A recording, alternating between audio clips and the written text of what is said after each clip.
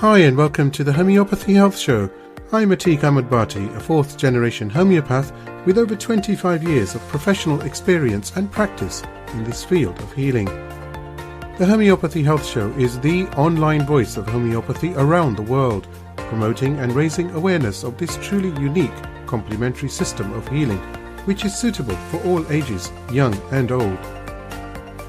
Every week I invite guests from the world of homeopathy to come and share their experiences, their work, offer insights and essentially talk all things homeopathy. Why not visit www.liketreatslike.co.uk and click on the radio and podcast button to listen to the latest episodes. So let's begin today's show here on UK Health Radio, the world's #1 talk health radio.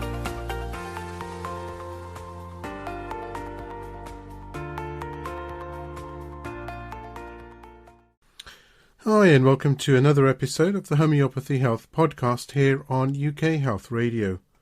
I hope you've had a pleasant week, and as always, I hope and pray you and your loved ones are in good health, and certainly may it remain that way. Now in today's show, I'm delighted to be speaking to Tania Aroha-Twentyman, who joins me from New Zealand.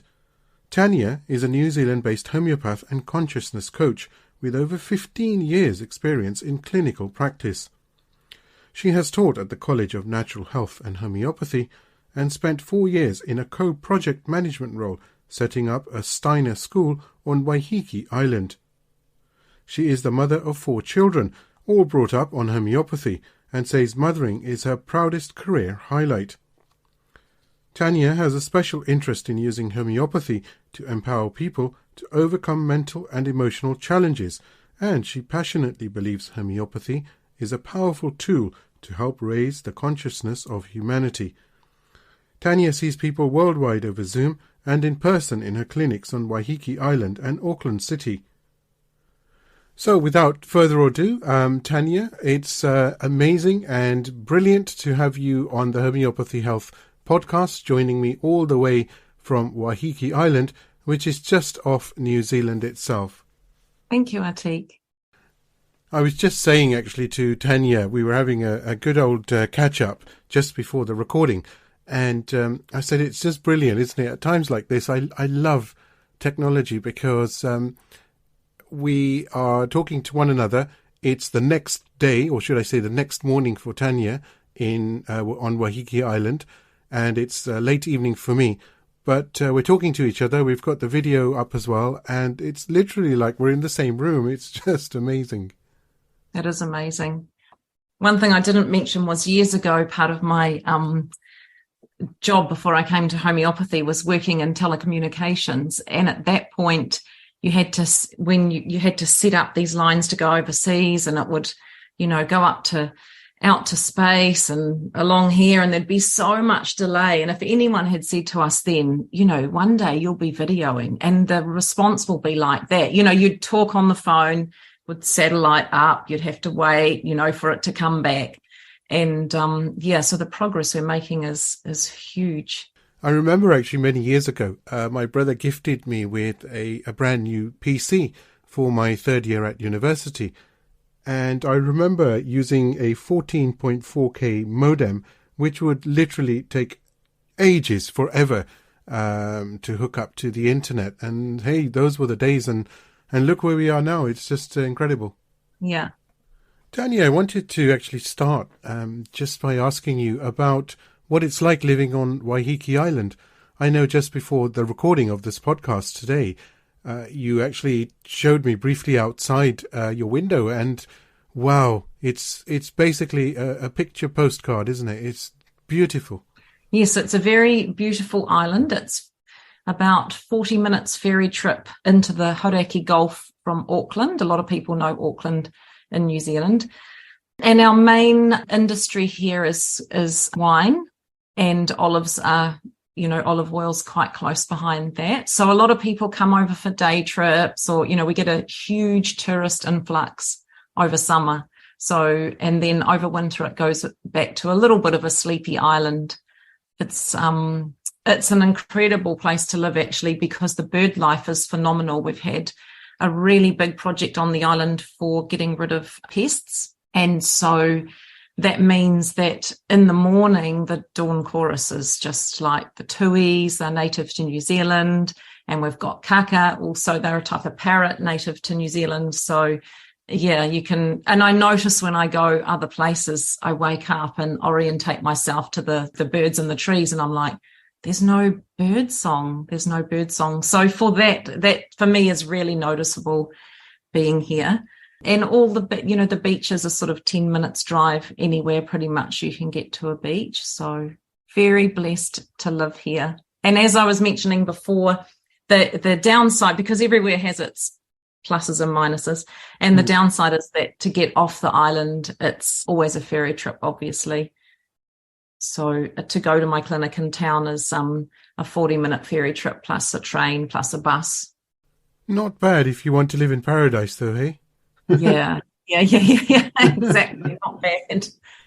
And how big is the island, Tania? Is it quite large? I mean, is it easy to go around as such?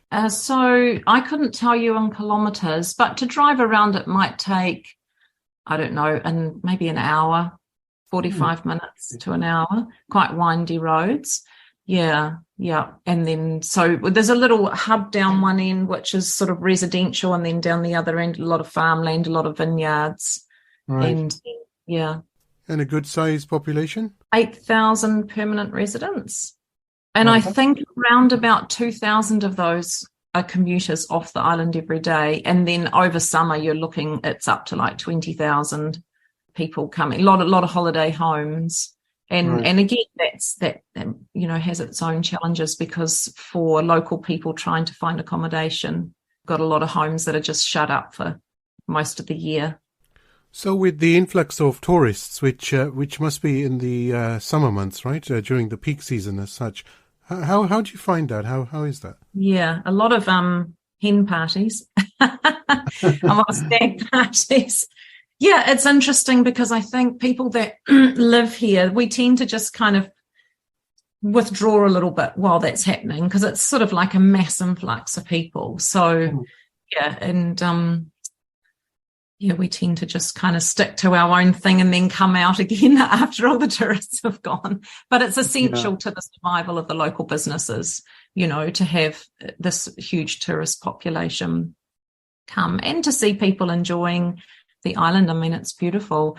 But there was recently a little news article, and someone who'd lived here for a long time said, when you think you're visiting Waiheke and you're coming here, but Waiheke visits you, like it sort of gets into you, into part of your being.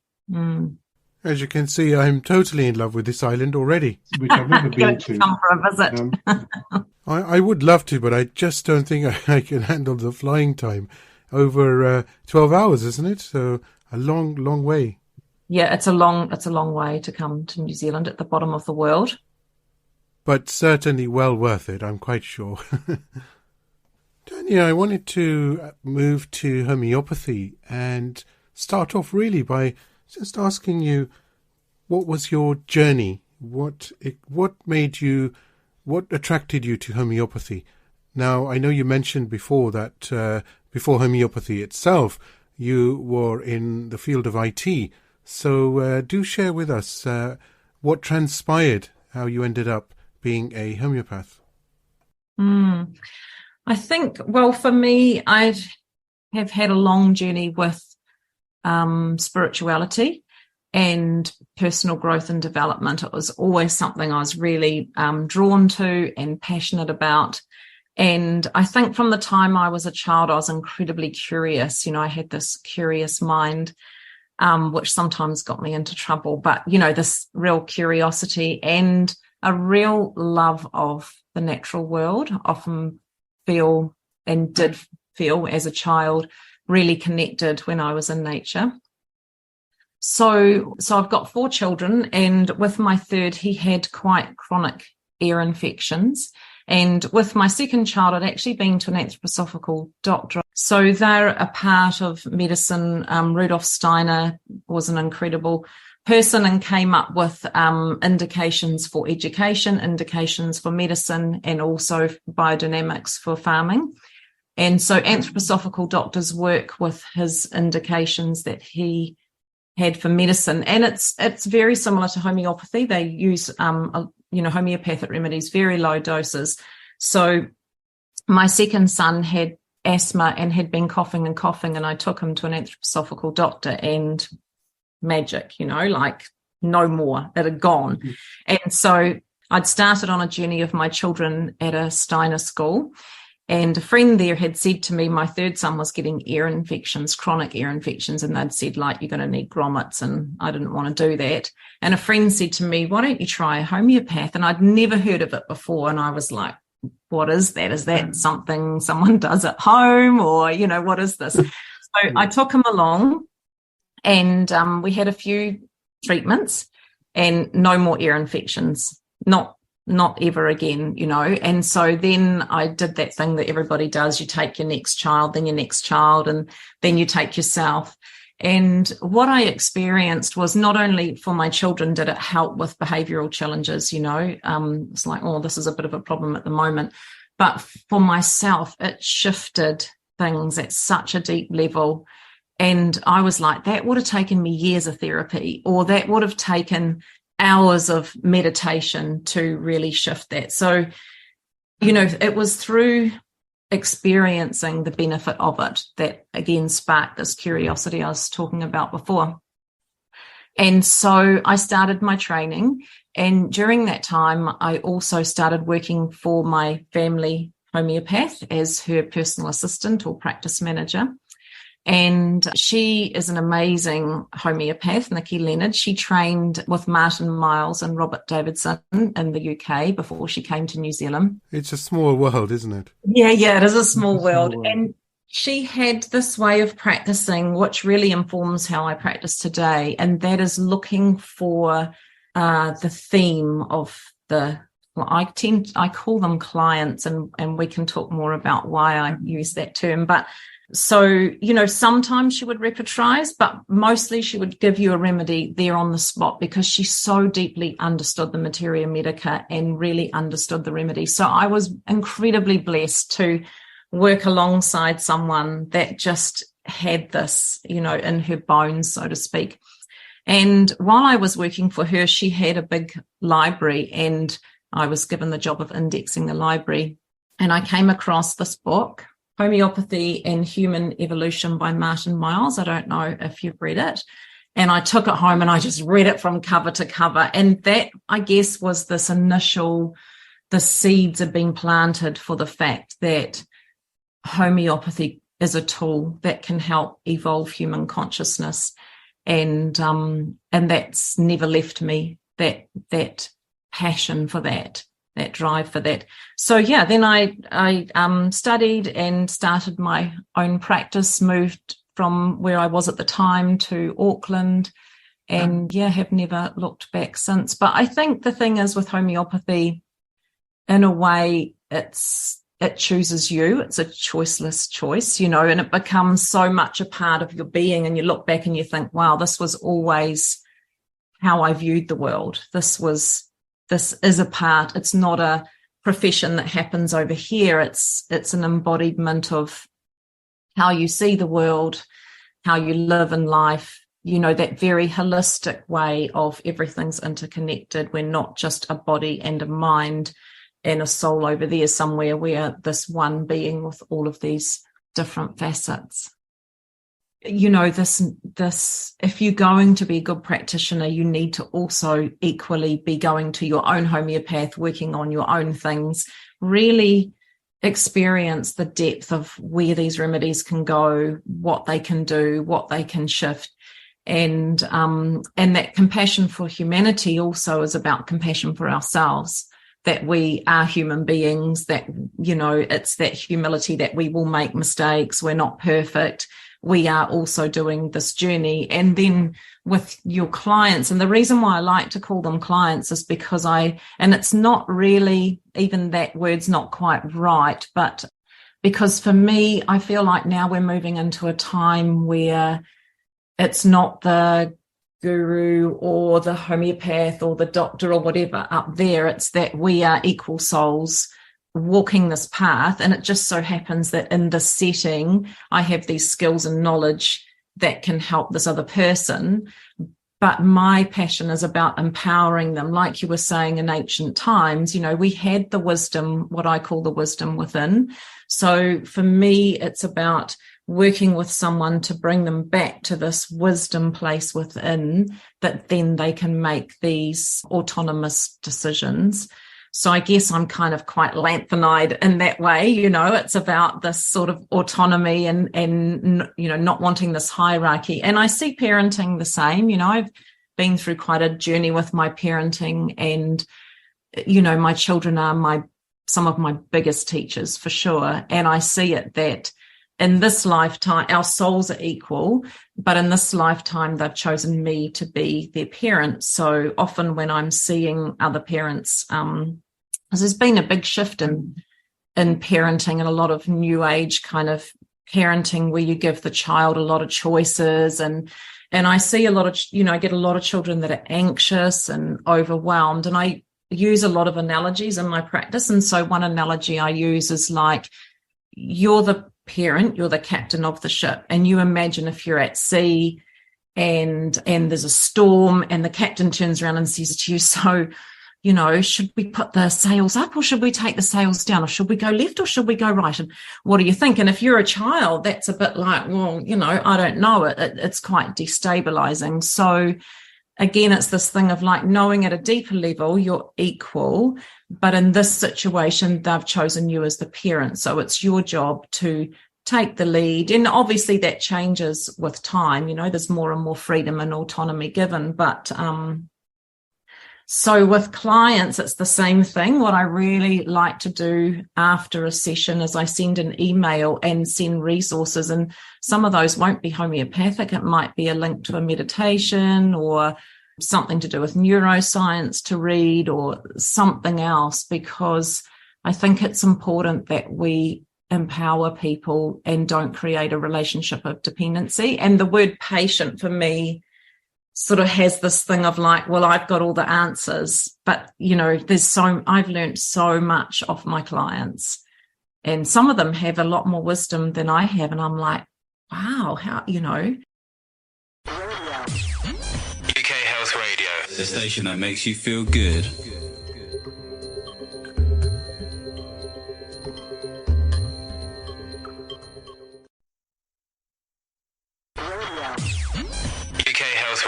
The station that makes you feel good.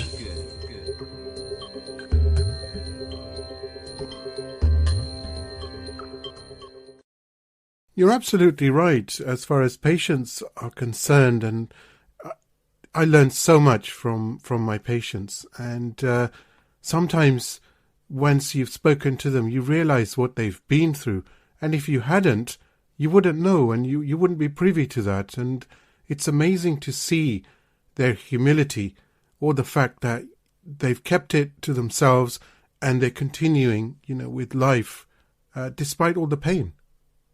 And it's such a privilege to hear someone's story or tapestry of their life and all the threads that have gone into making this cloak that they wear, this human experience that they're having. And I just think it's such an honor and so touching too. Some people, sometimes it's quite hard. Your eyes might well up with tears. You hear someone share their story and you think, I have no way to understand why this person has needed to go through so much suffering. I don't have a way to conceptualize that. I don't understand that, but yet it is. And here's this person sitting before me, a good human being, a beautiful human being. And for me, the case taking, I love case taking. I see it as a dance, of like, it really is homeopathic. It's, you adjust your case taking to who's in front of you. So it's that individualization that we talk about in homeopathy.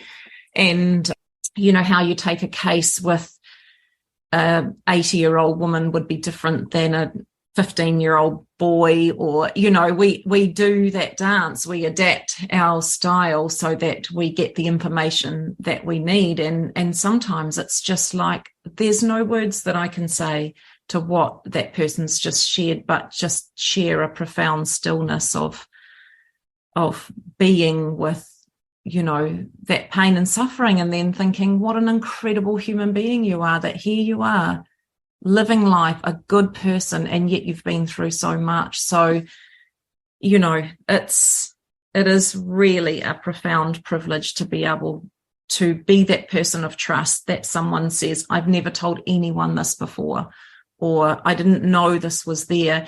And for me, when we can start helping people see that fabric that's been woven of their life, then we can start going, after a period of time, okay, so let's be conscious about how we weave this fabric. What do you want to change? And this is the bit that excites me about homeopathy, is that we can use remedies to evolve consciousness, to shift those things. I mean, we know that with the miasms, right? When we use the nosodes, that in a way we are changing karma or evolving consciousness by getting rid of, what we've brought with us. So, yeah, my mind's going off into lots of different tangents. Maybe I'll stop there. It's fascinating. No, you must carry on, please. Well, what I was going to say is part of the anthroposophical medicine, certainly at the time that I was introduced to it, is they talk a lot about fevers and the importance of fevers for children, and that when a child has a fever, they see it as the opportunity for the child to rearrange the vehicle, the physical body, and to burn off what's inherited. So what I was thinking, I was making this connection between how we use the nosodes and how they view fevers. So for my own children, and I certainly teach mothers this, of course, it's not like you do nothing. It's the middle path, always the middle path. So, absolutely watch the child, see how they are, and use the remedies and get medical help if you need it. But don't just suppress it, because if we allow the child to go through a fever, there's so much that is burnt off if you subscribe to that point of view. And you will see often after a fever, there's a real leap in the child's development, something that they weren't quite doing before, now they can do. So the fever helps rearrange the vehicle so that they can take up what their life destiny is, not so much being overloaded with. Then I think if you use homeopathic remedies, what I've often noticed is people manifest an acute to get a remedy they've needed for a long time, and that's a beautiful thing to witness. So it's like, that remedy, I would have never thought about that for that child that I've been seeing, but now it's come up, or that adult. But fevers, tend to happen a lot in children. The other thing is, I think it's we've lost the art of nursing, and I think it's a really beautiful thing to be with your child when they're sick, to again, be the captain of the ship. Like, I say to my daughter, your body's strong and healthy. Your body's strong and healthy. So to really impart in them, your body knows what it's doing. It has its own wisdom within. It can fight this. So I think the message that the child learns at a subconscious level is something comes towards me and I have the fire to meet it. I have a boundary. That's the immune system, and so I've gone off on a tangent, but I think fevers are something to be celebrated. Of course, we would look at it if the child's continuously getting a fever, or again, in homeopathy, we look at the child that never gets a fever. It's like, what's going on? Is their vital force so suppressed they can't meet what comes with fire? So I think fevers are one way of building physical resilience, as long as they're managed well. And the other thing I believe is that when the child is fevering, they're quite wide open. So I say to mums, don't put them on technology. Like, read books, rest, be with them. And of course, we all live busy lives and it's easy just to plug them in, but just be aware of what comes into their realm when they're working through a fever, and that beautiful reassurance of, you've got this, your body's strong and healthy. Your body is strong and healthy. I think that's a much different picture than getting really, really anxious. And of course, there's times when you do as a parent because you're a bit like, oh, the fever's getting pretty high. But again, with the homeopathic remedies, and you'll know the same, it's like, don't just look at the thermometer, because you'll give a really good remedy. The child gets up and plays, they've still got a fever, but they're managing it really well, or they go and have a nice restful sleep, whereas before they were thrashing around. So look to the disposition of the child. Don't look to the thermometer of, oh, the fever's come crashing down. No, it hasn't, but the child's managing it so much better. What you've said there is testament not only to homeopathy, but also to the parents specifically who use homeopathy at home for everyday common ailments, for example, which they can self-prescribe for. Because what you've got nowadays is, we live, Tania, in this world, don't we, where the first sign of an illness, let's take fever for an example, and if it's a child, there's this panic, and you have to call the GP or you have to go to the pharmacist and get whatever is available to somehow bring this fever down. And it can also lead to calling the emergency services or even ending up in A&E. Whereas homeopathy itself empowers the parents themselves to be able to prescribe, to be able to be calm in such a situation. Of course, certainly nobody wants to see their child unwell. And a fever is of course, it's worrying. But the beauty of homeopathy here also comes into play, that because of this empowerment, because of this calm, one is able to, let's say for an example here, one is able to say, okay, the fever is spiking and you've got a flushed face and so forth, and belladonna 200 or 30 or whatever it is that's needed at that time as far as potency. But as far as the remedy, belladonna, and it's taken at such and such intervals, and there is control there, and there is calm, and there is no panic. And that's a beautiful space to be in. And that's where, when you've had that experience and you've used the remedies, you just know you don't need to convince anybody. And it's like, well, if the remedy's not working, it's because I haven't read that right. It's not because homeopathy doesn't work. It's because I haven't been still enough inside to see it, or the picture's a bit muddly, or but so it's that personal experience of, I've seen this work, I've experienced it to work. And Now, Tania, I know your family use homeopathy, and like my family, and I'm quite sure like any family who has a homeopath or a practitioner of homeopathy. So do share that journey and any stories that you have. So my children were brought up on homeopathy, and, I think a couple of them might have had antibiotics a couple of times, possibly.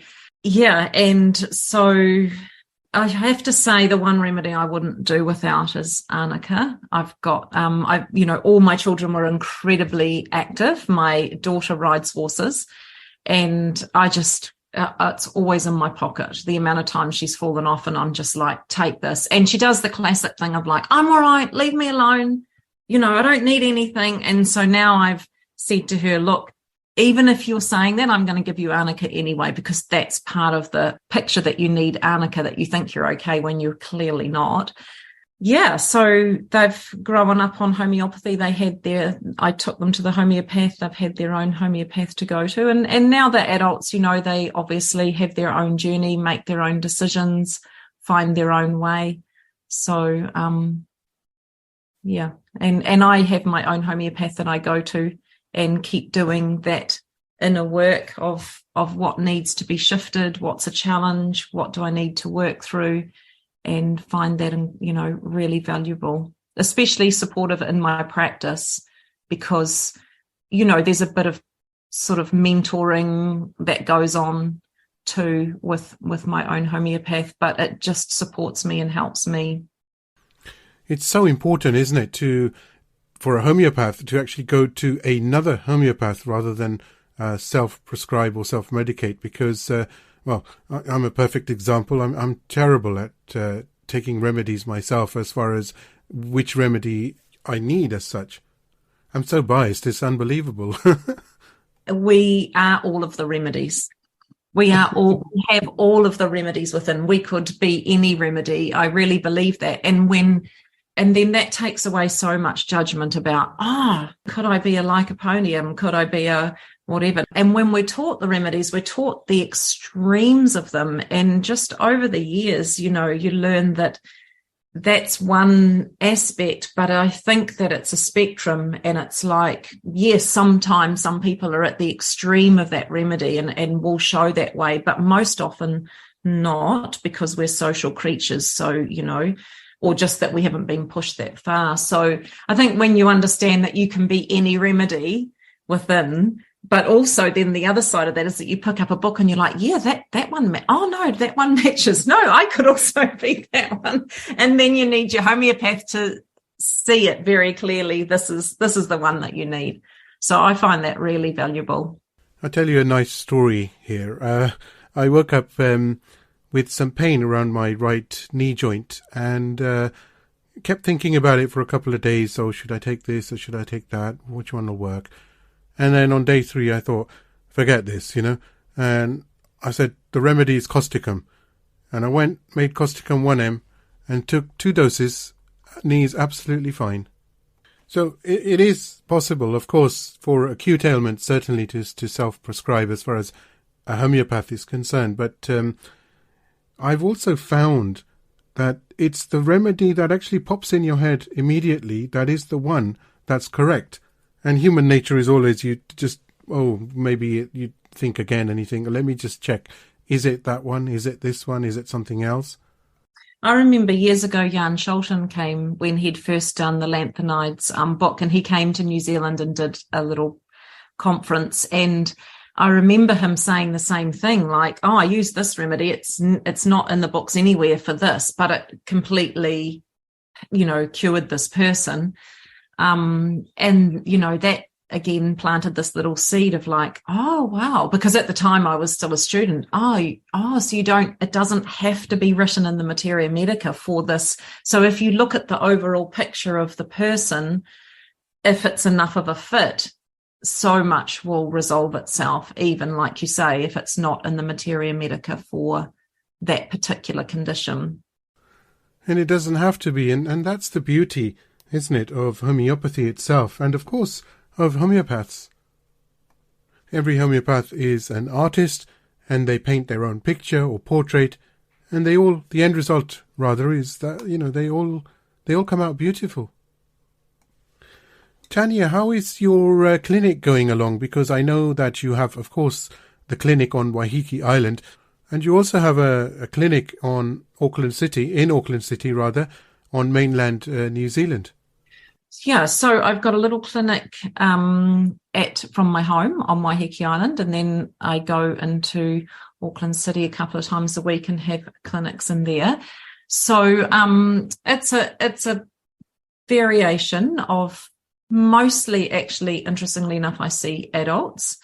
And I think that's because I have this passion for working very strongly with the mental and emotional aspects of people.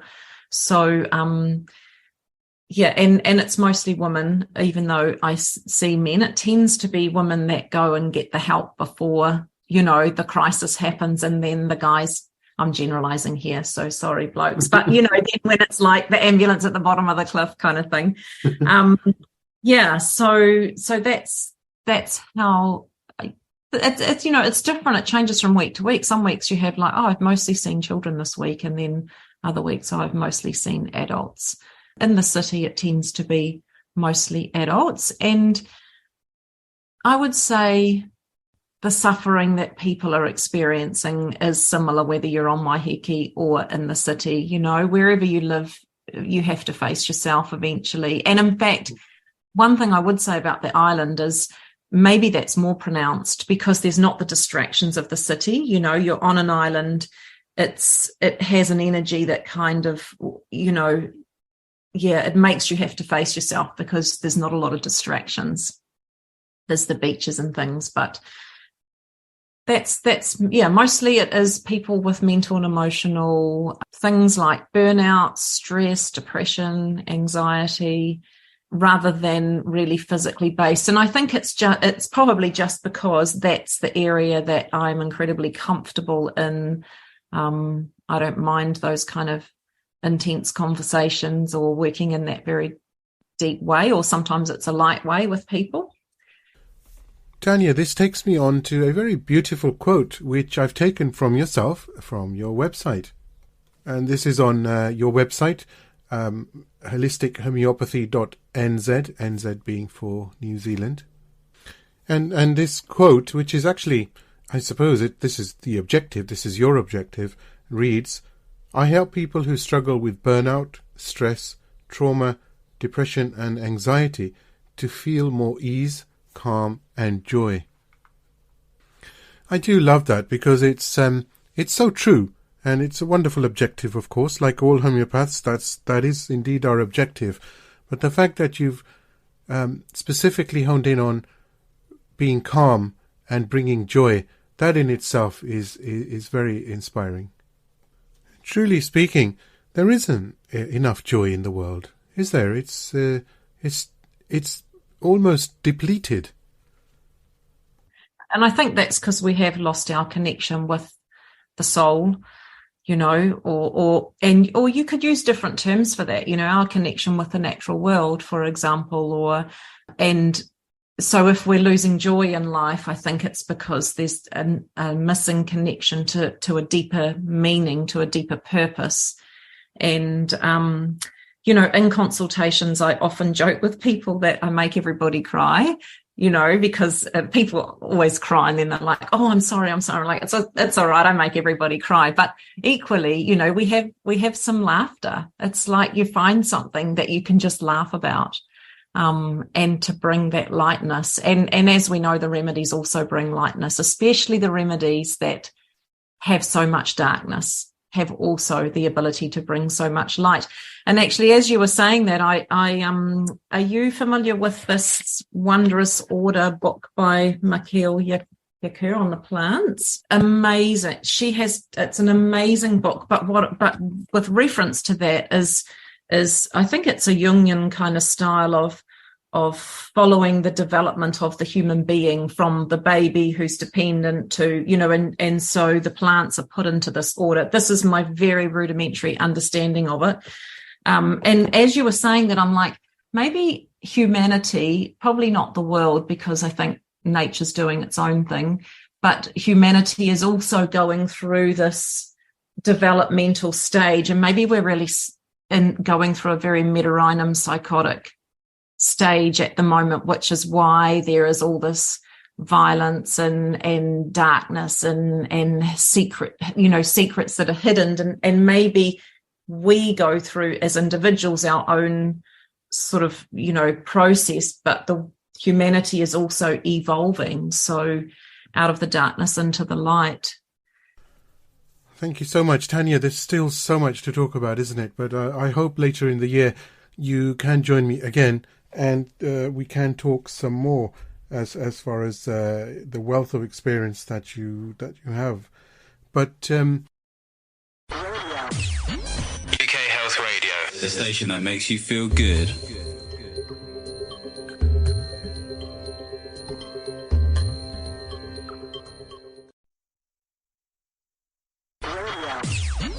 UK Health Radio, the station that makes you feel good.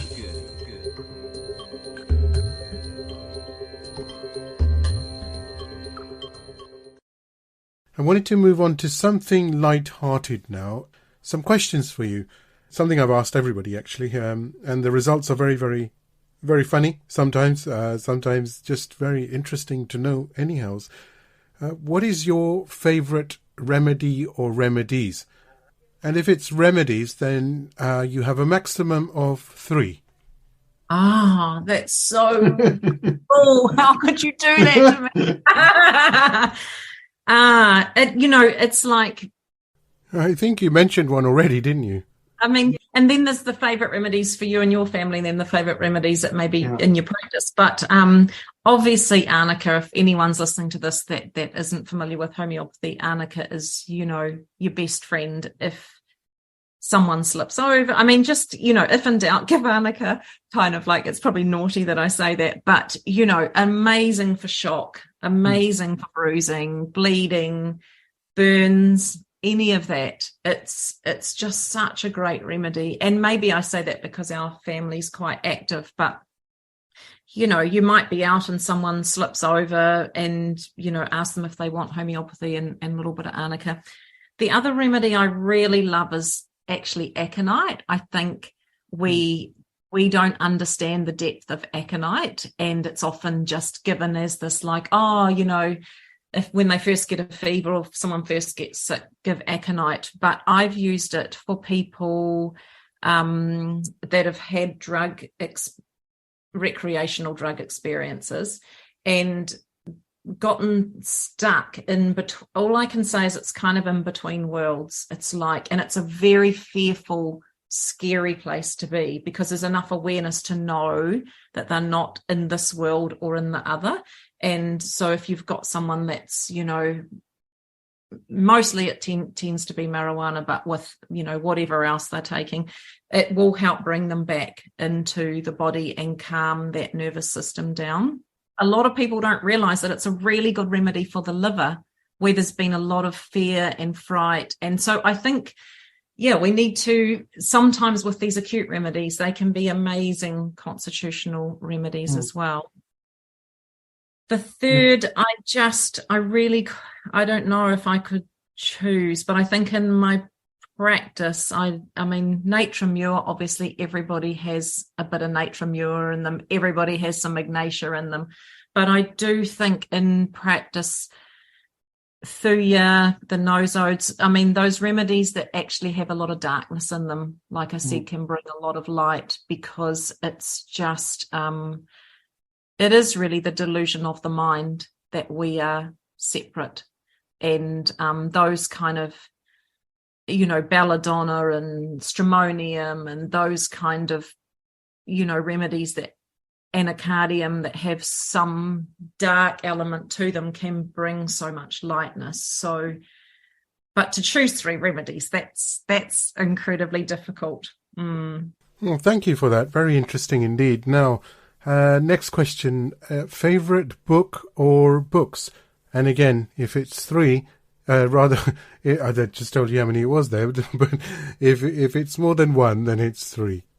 I know it's a difficult question, but you have actually mentioned a few, haven't you, in the podcast today? Philosophy books, which you can tell that I love, and then there's practical books. And this is what I love about homeopathy, because it's incredibly practical. I mean, I know today I've talked probably a bit more esoterically, or because I love philosophy, but homeopathy is just so beautifully practical as well. Vermeulen, I would not be without Vermeulen. Both I've got on my desk, Prisma and the Concordant.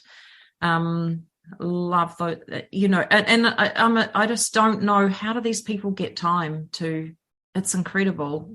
I've exchanged several emails with France, and I know that he's very busy working on his next title, which is going to be called Millefolium, and that's coming out later this year. So I know that he's totally, all his time as such is being taken up just by doing that. Then Desktop Companion, Roger Morrison, as a therapeutics. That I just, yes. Oh, yours looks in such good condition. Then the third one, it's like I get to the third and I'm like, oh, do I have to choose between one and the other? Because Farrick Master has done a really good book on children's remedies, and I've used it so much the cover's now fallen off. But this beautiful, wondrous order by Mikhail Yakir on the plants is, again, I don't know how people have time to think that deeply, write so much information. But I think the beautiful thing is the plants, maybe just because they're plants and the way they are, I struggled to really get around some of the more unusual ones, not like the minerals that are structural. They're easy, or the animals are so easy to see and understand, but the plants are a bit more, and there's just so much detail in that book. So often if I'm thinking a plant and I want a bit more juice on it, then I'll go into her book and have a look. It's such a gift to be able to write, and let's just take that example that you've just mentioned. It's just amazing to be able to write about a plant or the characteristics of a plant. That's not easy. I mean, that's a tough cookie, isn't it? I mean, that's not easy at all. You're not writing about somebody you know, you're writing about a plant. So, I mean, where do you start? So much time, research and dedication is needed to compile such books. And we know that it surely, I mean, it takes thousands of hours to put something like that together. Exemplary dedication and commitment, of course, goes along the way. And no wonder, it's called wondrous, because that process, Tania, is wondrous itself, isn't it? Yeah. And she's put them into this table similar to Jan Scholten did with the minerals. It's a slightly different philosophy, but it still is the development of the human being. So yeah, similar. How he has in the periodic table that stage 10 is the highest, and so yeah, it's a very similar thing. Beautiful book, color photos. Honestly, it's worth its weight in gold. And again, mine's been so well used, it's now got sellotape on it. That's good. That means it's being used, or it has been used extensively. So that can only be a good thing, as long as the tape sticks, of course. Tania, it's been amazing having you on the podcast today, and I just really, really, really good. So thank you so much for taking the time out, and also being available so early in the morning. I suppose I'm still, as the Beatles would say, I'm still in yesterday, and you're certainly well ahead of me. I'm truly humbled. Thank you so much. Beautiful. Thank you so much. I've really enjoyed our time. It's been great. I do hope you've enjoyed the Homeopathy Health Show here on UK Health Radio, the world's #1 talk health radio. Tune in next time for more things homeopathy, interviews and segments on the healing possibilities that homeopathy can bring you. And don't forget to visit UK Health Radio online at www.ukhealthradio.com to see the many other amazing shows available to listen live and on demand. Or why not download the app from the iOS and Android stores. Until next time, stay safe and take care.